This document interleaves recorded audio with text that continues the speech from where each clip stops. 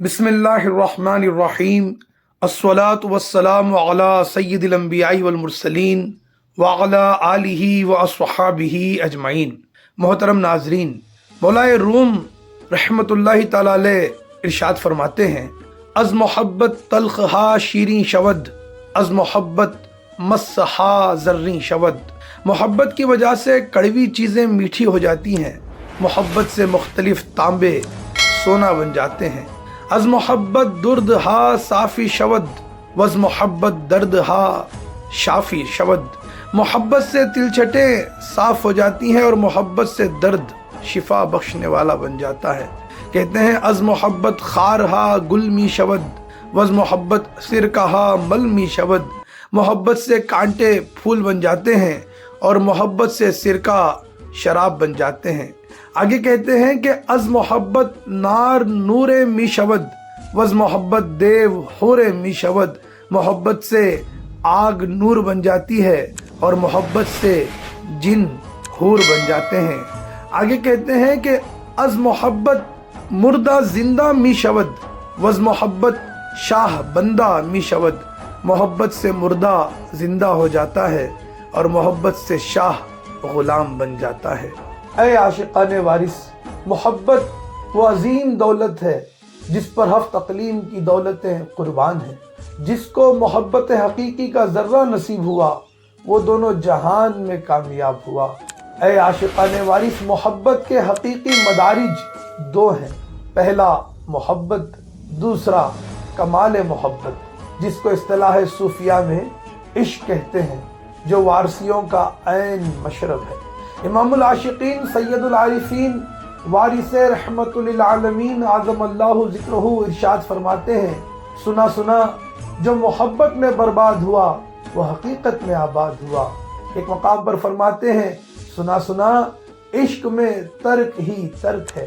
اے عاشقان وارث، اسی محبت میں حضرت ابراہیم بن ادھم علیہ رحمہ سے سلطنت چھڑوائی، اسی محبت میں سید مخدوم اشرف جہانگیر سمنانی نے سمنان کے تخت کو ٹھوکر مار دی، اور جب فیضان وارثی نے محلوں میں رہنے والے شہزادوں کو اور خوش مزاج، خوش پوشاک اور شاندار مکانوں میں رہنے والے مکینوں کو درد محبت سے آشنا کیا، تو بغیر کسی مجبوری کے شہزادوں نے شہزادگی چھوڑ کر، عیش پسندوں نے عیش پسندی چھوڑ کر لباس فقیرانہ اپنا لیا، تاریک الدنیا ہو گئے۔ یوں کہیے کہ محبت میں برباد ہو کر حقیقت میں آباد ہو گئے۔ بیدم شاہ وارثی علیہ رحمہ فرماتے ہیں، عجب راہ محبت پر خطر ہے، عجب راہ محبت پر خطر ہے، کہ پیچھے نفع ہے پہلے ضرر ہے۔ اسی صورت نے یہ صورت بنائی، وہی صورت میرے پیش نظر ہے۔ یہ کس کی یاد میں بے چین ہے دل، یہ کس کے غم میں بے دم چشم تر ہے۔ محبت میں برباد ہو کر حقیقت میں آباد ہونے والوں میں ایک ٹھاکر پنجم سنگھ وارثی بھی تھے، جو کہ ملاولی ضلع مین پوری کے رئیس تھے۔